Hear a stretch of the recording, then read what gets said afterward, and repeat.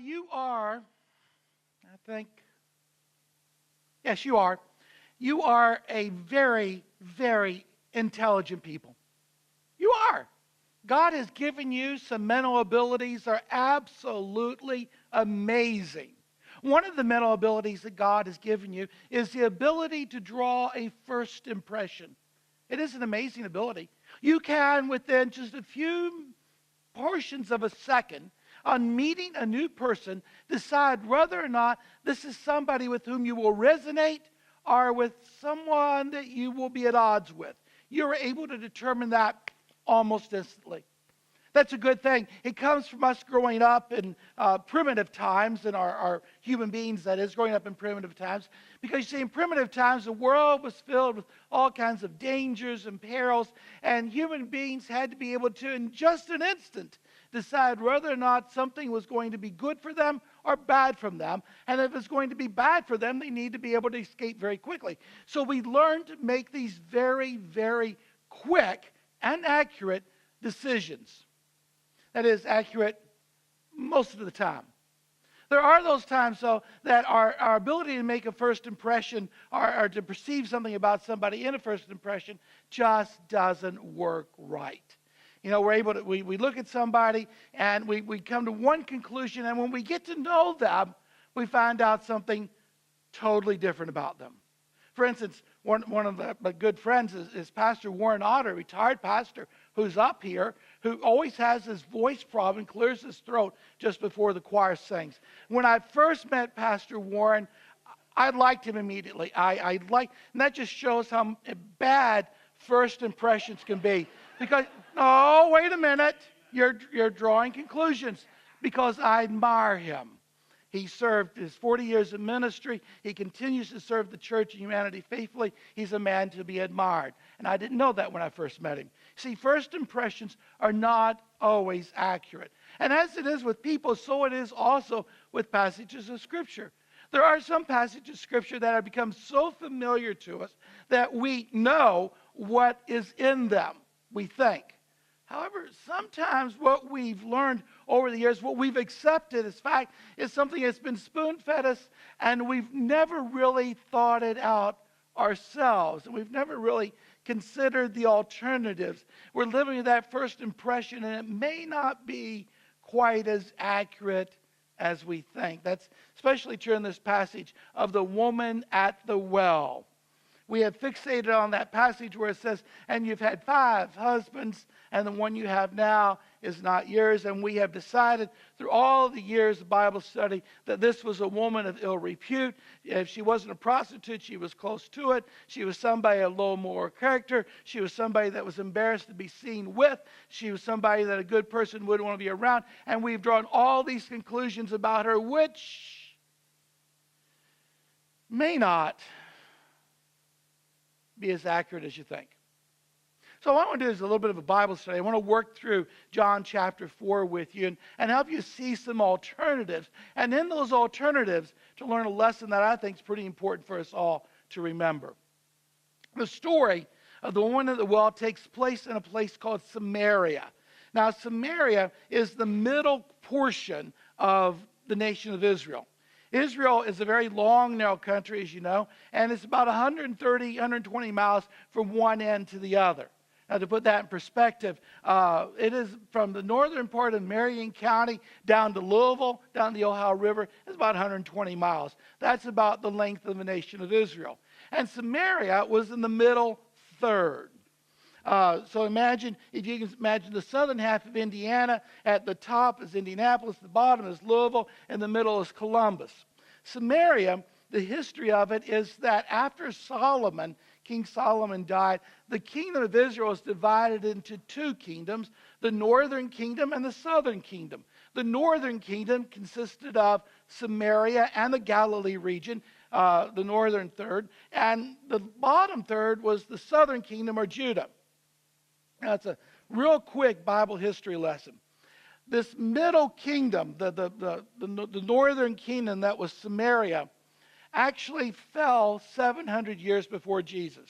The Assyrians came in and they defeated that kingdom and they laid waste to it. They took everything that wasn't tied down, including most of the people. They took the people back to Assyria and made slaves out of them. Now, in order to make sure that there was some profit left in the country, they brought slaves from 5 other areas and put them smack dab in Samaria and told them to go to work. Now, what happened is that those that were carried away to Assyria, they intermarried. They lost hope. In fact, they're kind of the 10 lost tribes of Israel. You've heard that phrase somewhere. They're the ones that got carried away to Assyria. They lost hope there, and they intermarried, and their Jewishness, their Judaism, was lost. The few that remained behind, when all these other tribes came in, these other 5, they tried to hold true to their Jewishness, but what happened was these 5 other tribes each brought with them their own God and their own customs, and what developed in Samaria was a hybrid of all 6, the God of Israel plus these 5 other gods, and it became pretty much unidentifiable as Jewish. Now, the people on the southern half in Judah were very offended that those northerners had lost their faith until in 586 BC, the Babylonians came and carried them away, defeated them. And that's called the exile. But during the Babylonian exile, the Jewish people remained true to their faith, so that when they came home, they brought their Judaism, their Jewish heritage with them. And one of the things that they wanted to do is they wanted to rebuild the temple that had been destroyed by the Babylonians. So they get started on it under Ezra and Nehemiah. You get a whole lot of Bible here real quick, so hang in there. And Ezra and Nehemiah rebuild the temple, and the Samaritans see this temple is being rebuilt, and they come down from the north and they say, we want to help. We're Jewish, this is our heritage. And the southerners say, ain't going to happen. You sold out, we don't want you, go home. They were offended. And out of that offense, about 400 years before Jesus, out of that offense came this ethnic hatred that was every bit as intense as any ethnic hatred you read about, hear about anywhere in the world today. It was so intense that a Jewish person that was in Louisville, the southern part, and wanted to come to Indianapolis, instead of going to the middle, instead of going through Columbus, he'd go all the way over to Evansville, up through Vincennes and Terre Haute, and then over. He just missed that whole middle part all the way. He'd go that far out of the way. Now, that's the normal thing. In this story, finally, all that history is done, back to the story. In this story, Jesus is nearing a point in his ministry that he doesn't want to waste time going in big circles. So he says, we're going to go through Samaria. I want to get to the Galilee. It's time to get there. We're going to go straight through that. So he goes straight through Samaria. On the way there, they come to a place known as Jacob's Well. Now, that's the traditional name for it because there is no Jacob's Well in the Old Testament. This is land that Jacob gave to his son Joseph, and there's a lot of history attached to it, but there's no history of a Jacob digging a well there. This is the traditional place. But Jesus stops by this well. And when you think of well, in our culture, you think of a wishing well. You know, this nice little thing with a little fence kind of wall around it, and it comes up, and it's got a rope and a bucket and a nice little roof on it, and you can throw coins in it and make wishes. This is our picture of a well. That isn't what it looks like. See, Jacob's well still exists, and it was dug through solid rock 130 feet down. It's very, very deep. The water doesn't flow out, it kind of percolates into it, and the water itself rises from the 130-foot bottom up to about 65 feet from the top. Then an opening for Jacob's well is not some nice little neat round thing, it's 7 foot wide. I mean, workmen had to be able to come and go as they dug that well and chiseled it down that 130 feet. So all you see is this big hole, blackness, knowing there's water somewhere down there. Question is, if they didn't have buckets and ropes and a windlass and all these things that to get the water out, how did they get the water out? Well, almost everybody that traveled carried with them the portable bucket. Now, the portable bucket was an animal skin, and they would fold it up, and they would wrap their twine around it, and they stick it in their pack. And when they came to a well, Jacob's well, or any of the multitude of wells that had been dug in that area, they would take out their little portable bag, and they'd unwrap the twine, they'd unfold the bag, they'd throw it in the well, they'd lower it down till it finally, you could hear it splash, and then when they felt water in it, they'd pull it back up, and they'd get the water, and they'd either put it in a bottle or a canteen. Now, Jesus and his disciples have come to Jacob's well. Now, Scripture says, depending on which version you look at, in the New International Version, they say it was about the 6th hour, they say it was about noon, and the King James Version says it about the 6th hour. Jesus comes to this, and there is some, we're not quite sure what time it was. Now, think about it this way. The Jewish people told time from sunrise, so the 6th hour would put it indeed at noon. But the Romans, they kept changing things. And for a while, the Romans told time from midnight, so the 6th hour would be 6 in the morning. That doesn't make sense. They'd be tired from a long journey, just 6 in the morning. And there was a time that the Romans divided time into two 12-hour periods, one from midnight to noon and one from noon to midnight. So the 6th hour may have been 6 in the evening, not at noon. Which really does make a lot of sense if you think about it. Because why would Jesus, a man that walked everywhere in his life, all of a sudden be so tired on this particular day that he doesn't want to walk a half mile more to go into the city with his disciples to get food? Now, if he'd walked all day, it'd be more understandable. The fact that the disciples went and got food, for us, we think, well, yeah, it was lunchtime. But you see, we are a culture that eats 3 meals a day, or 4, or 5, or 6, depending how you count coffee breaks and afternoon tea and all that. Well, but in Jesus' day, they really only had primarily 1 meal a day. Now, they would eat something for breakfast. If they ate anything for breakfast, it's usually a dried piece of bread, kind of like a cookie or a dried piece of roll, and maybe some dried figs or something like that. And that's it. And then the main meal would be in the evening. During the day, at noon, they didn't go home to eat. They went home to sleep. They slept that afternoon. And then they would go back to work in the late afternoon. And when the late afternoon was done, they would go home and they would have a meal that would last maybe a couple hours. Food was to be enjoyed. Digestion was to be cared for. And so it makes sense that the disciples are going to buy food in town. They're not buying it in the middle of the day where they've got to carry it another 10 or 15 miles. It's near the end of the day when it's time to prepare it. Now, all of that makes a difference because we make a whole lot of deal that the woman showed up during the heat of the day when nobody else came. That may not be so certain. May not be so sure about that. But a woman shows up to draw water from the well. Disciples are in the town. Jesus is sitting there. A woman's a Samaritan. You can tell they dress different. She gets to the well. She's carrying a bottle. She puts it down. She gets out her handy-dandy little foldable bag, unfolds it, takes the string, lowers it in, starts pulling water out. As she does it, the water comes up, and Jesus says, "May I have a drink?" That's a reasonable request. That's a reasonable request in a desert.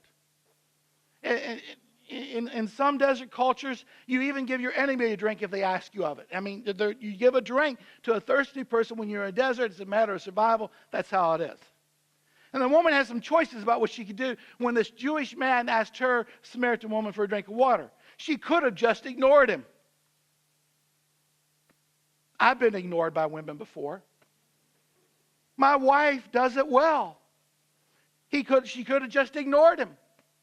She could have been politely discreet. She could have kept her eyes down, humbly given him some water, took the bag, and went into town. That would have been the polite thing to do.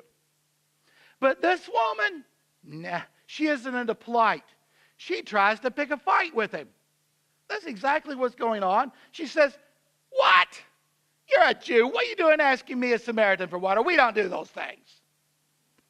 Now, Jesus did not respond to her anger, her trying to pick a fight. In a calm voice, he says, "Woman, if you knew who was asking this of you, you would have asked him for a drink and he would have given you living water." Woman's still looking for a fight. He says, "Are you some kind of idiot? Who do you think you are? Do you think you're Jacob or somebody? You don't have a string. You don't have a bucket. There's no way you can draw water. Why would I ask you for a drink of water? You must be nuts." "Woman, if you drink this water, you're going to be thirsty again. The water I have to give, you'll never be thirsty again. It'll be like a spring flowing up within you." Woman, still on that kind of coarse, crass, picking a fights kind of attitude, says, "All right, dearie, give me some of that water, and I don't have to come back here anymore again. What a deal." So at that point, Jesus says something that can be taken a number of ways. He says, "Go call your husband." There are some that would simply say Jesus is trying to make her become aware of her sinfulness and her guilt. Actually, Jesus is following the protocol of the day. You see, it was one thing pushing the limit to talk to a woman, but if you started to give another man's wife a gift, that was a good way to get killed. So if it was another man's wife, you would always say, "Well, I need to give it to your husband. And if I want you to have it, I need to give it to your husband. And then your husband can give it to you. I can't give it to you directly, so go call your husband." At that point, the woman, the facade breaks. She says, "I don't have a husband." And this is where Jesus says, "You're right.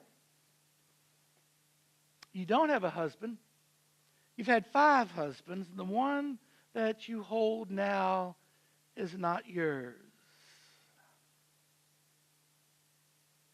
See, we take that so quickly to mean that this is a woman, like I said, a woman of ill repute. But there are some other options. There's some very real options here. It could be that this woman has actually been righteously married and widowed 5 times.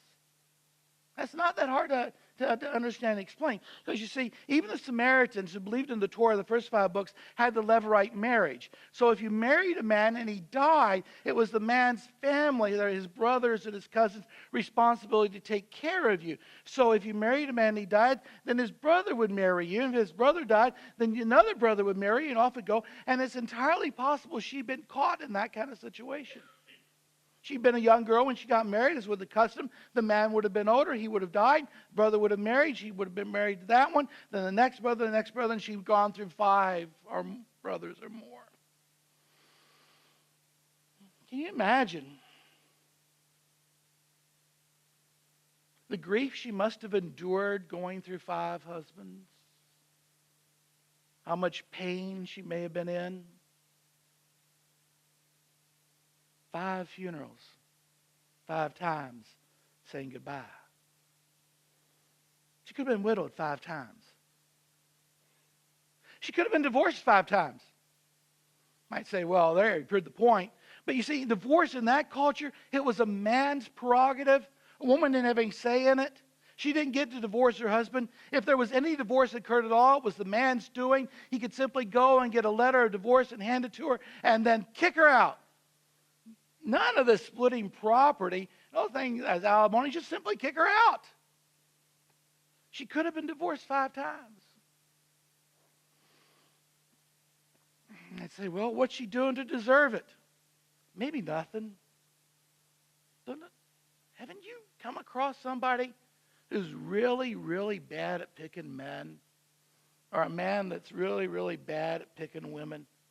It just seems to go from mistake, bad relationship to bad relationship to bad relationship. It could be that she's been bad at it. She's been through 5 marriages and they've kicked her out. Imagine how much grief, how much shame and embarrassment it is to be thrown away 5 times.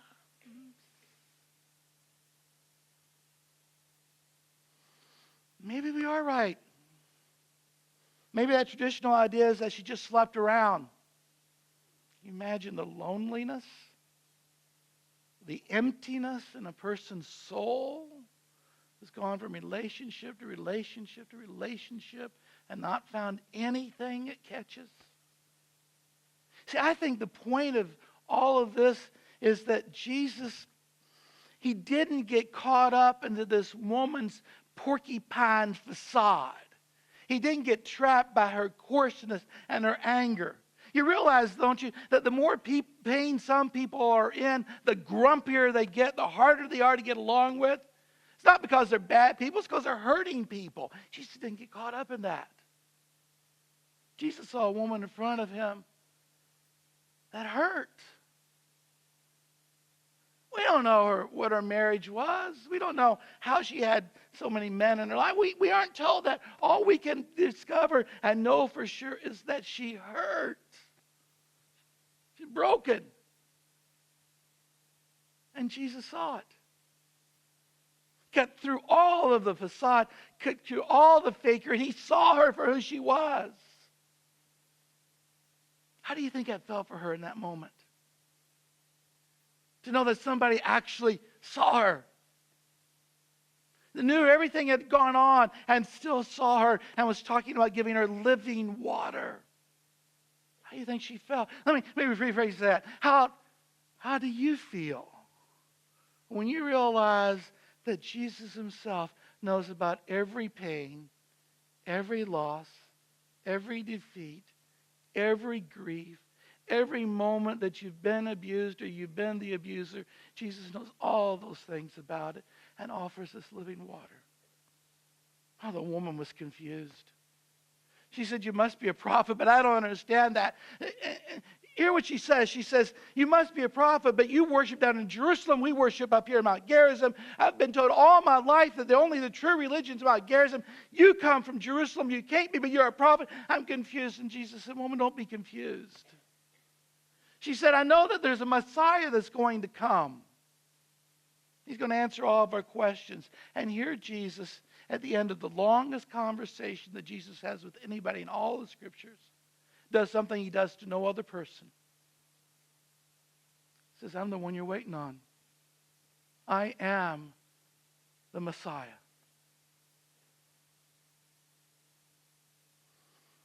Well, don't you understand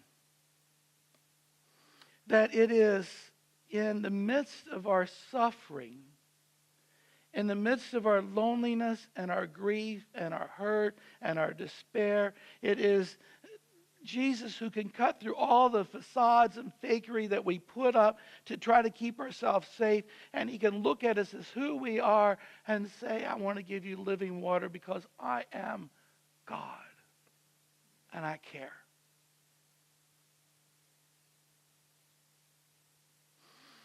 Soak that in for a moment. The God who knows everything there is to know, knows all those secrets nobody else is aware of, knows everything you've ever done that you've been ashamed of. He knows all these things, and he still says, "I want to give you living water. It's going to well up like a spring within you and meet your needs." I am the Messiah, the Christ, and I love you.